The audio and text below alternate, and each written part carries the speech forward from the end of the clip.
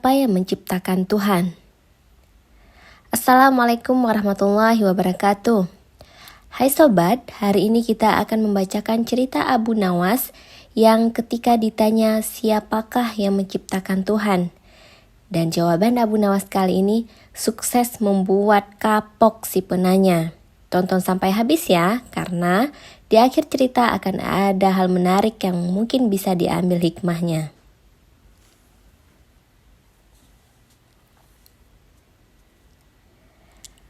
Kala itu, kota Baghdad sedang gempar oleh kehadiran orang asing. Nah, persoalannya bukan karena orangnya, melainkan orang asing tersebut tidak mempercayai adanya Tuhan. Dan bukan hanya itu saja, ia juga menantang orang-orang Muslim untuk berdebat dengannya mengenai adanya Tuhan. Kabar ini pun sampai ke telinga Baginda Raja Harun ar-Rasyid. Dan karena dianggap bikin resah, kemudian orang asing ini dipanggil ke istana. "Apa tujuanmu membuat onar di negeri kami?" tanya Baginda Raja. Orang asing itu menjawab, "Untuk apa mengaku bertuhan kalau tidak bisa menjawab pertanyaanku?" Kemudian Baginda Raja bertanya kembali, "Apakah kamu tidak percaya adanya Tuhan?" Dengan tegas orang itu menjawab, "Tentu saja saya tidak percaya adanya Tuhan, dan saya juga tidak percaya adanya akhirat." Mendengar jawaban tersebut, Baginda Raja sempat terkejut. "Tapi saya dan rakyatku percaya adanya Tuhan. Berarti keyakinan kita berbeda. Jadi kamu jangan sekali-kali mengganggu rakyatku," tukas Baginda Raja. "Kalau Paduka Raja percaya adanya Tuhan, bisakah Paduka menjawab 3 pertanyaan saya?" tanya orang tersebut. "Silahkan," balas Baginda Raja. Pertanyaan pertama, orang Islam meyakini bahwa dunia dan seisinya adalah ciptaan Allah. Lalu, siapakah yang menciptakan Allah?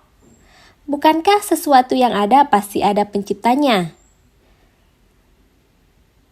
Pertanyaan kedua, katanya di dalam surga manusia tidak akan berak ataupun kencing, sedangkan mereka makan dan minum tiap hari. Bagaimana mungkin ini bisa terjadi? Padahal segala sesuatu yang akan dimasukkan pasti akan keluar, entah itu dengan bentuk yang lain. Dan pertanyaan ketiga, orang Islam meyakini kalau setan tersebut terbuat dari api. Tapi katanya setan akan disiksa dengan api neraka. Mana mungkin api bisa menyakiti api?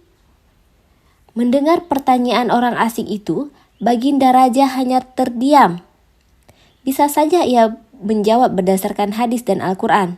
Tapi karena yang dihadapi adalah orang yang tidak percaya Tuhan, maka dijawabnya harus dengan logika pula.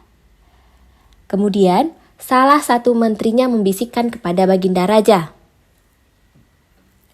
"Paduka, kalau soal beginian, serahkan saja pada Abu Nawas. Dia pasti bisa mematahkan argumen orang itu."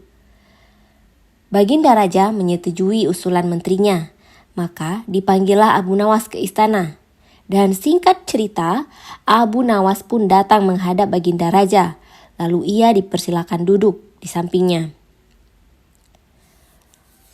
"Ada apa, Paduka? Kenapa tiba-tiba memanggil hamba?" tanya Abu Nawas. "Begini Abu Nawas, orang asing ini tidak percaya adanya Tuhan. Dan dia mengajukan 3 pertanyaan. Tapi jawabannya harus masuk akal," ujar Baginda Raja. Sekilas, Abu Nawas menatap orang asing tersebut. "Oh, ini orangnya yang bikin gempar kota Baghdad," pikir Abu Nawas. Kemudian, Abu Nawas menghampiri orang asing itu dan duduk tepat di hadapannya. "Silahkan, apa yang ingin kau tanyakan?" ucap Abu Nawas dengan penuh percaya diri. Orang asing tersebut memulai pertanyaannya. "Anda sebagai seorang Muslim tentu percaya bahwa segala sesuatu baik yang terlihat maupun tidak terlihat pasti ada yang menciptakan." "Iya, Saya percaya, timbal Abu Nawas. Sekarang saya mau bertanya, siapakah yang menciptakan alam semesta dan seisinya? Tanya orang asing itu. Yang menciptakan alam semesta dan seisinya adalah Allah Tuhan saya. Jawab Abu Nawas. Oh baiklah, lalu siapakah yang menciptakan Allah? Bukankah tadi Anda mengakui bahwa segala sesuatu, baik yang terlihat maupun tidak terlihat, pasti ada yang menciptakan?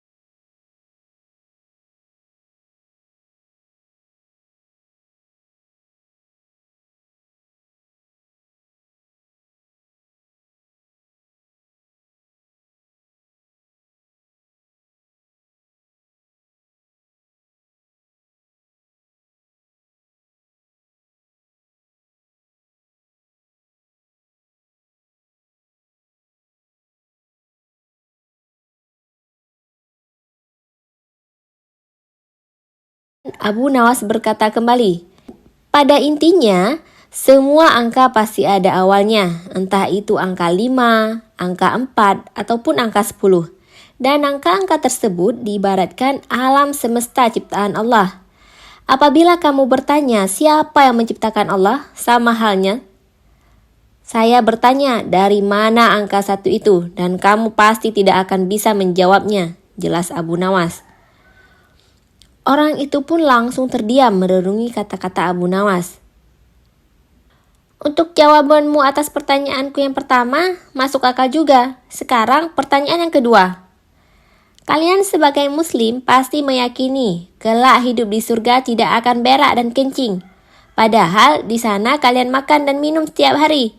Mana mungkin itu bisa terjadi? Jelaskan padaku, tanya orang asing tersebut. Baik, akan saya jelaskan. Selama kamu dalam kandungan rahim ibumu, tentunya kamu makan dan minum, bukan? Karena menurut ilmu medis, seorang janin memakan sesuatu yang dimakan ibunya. Lalu, ketika kamu dalam kandungan ibumu selama 9 bulan, apakah kamu pernah berak ataupun kencing? Untuk kedua kalinya, pertanyaan orang asing itu bisa dijawab dengan mudah oleh Abu Nawas. Baik, jawabanmu masuk akal sekarang. Pertanyaan terakhir. Kalian sebagai muslim pasti meyakini kalau setan terbuat dari api dan neraka juga terbuat dari api. Tapi yang membuat saya heran, katanya setan juga akan disiksa dengan api neraka. Mana mungkin api bisa menyakiti api? Itu hal konyol yang pernah saya dengar, ujar orang asing tersebut. Bisakah kamu menjelaskannya? Tanyanya kemudian. Sebelum aku menjawab pertanyaan terakhir, aku ingin kita saling berjanji. Apapun jawabannya, kamu tidak boleh marah, minta Abu Nawas. Tentu saja saya tidak akan marah, apalagi kalau jawabannya masuk akal, balas orang tersebut. Tiba-tiba, Abu Nawas menampar pipi orang asing itu sangat keras.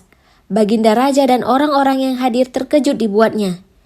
Hei, apa-apaan ini? Kalau tidak bisa menjawab, jangan emosi, apalagi sampai main pukul, protes orang asing tersebut. Siapa yang emosi? Itu tadi adalah jawaban saya. Apakah tadi kamu merasakan sakit? Tanya Abu Nawas. Tentu saja sakit, jawab orang itu. Tentu saja sakit, jawab orang itu sambil memegang pipinya.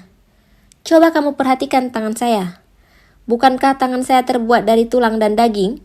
Begitu juga dengan pipi kamu. Tapi ketika tangan saya ini tamparkan ke pipi kamu, kamu langsung kesakitan. Itulah gambaran sederhana kalau api neraka bisa menyakiti setan. Setan pasti akan merasa kesakitan meskipun ia sama-sama terbuat dari api, kata Abu Nawas menjelaskan. Orang tersebut lalu terdiam. Ia tak bisa membantah argumen Abu Nawas. Sementara Baginda Raja dan orang-orang di istana kagum atas kecerdikan Abu Nawas. Nah, itulah cerita kita pada hari ini. Wallahu a'lam bishawab. Wassalamualaikum warahmatullahi wabarakatuh.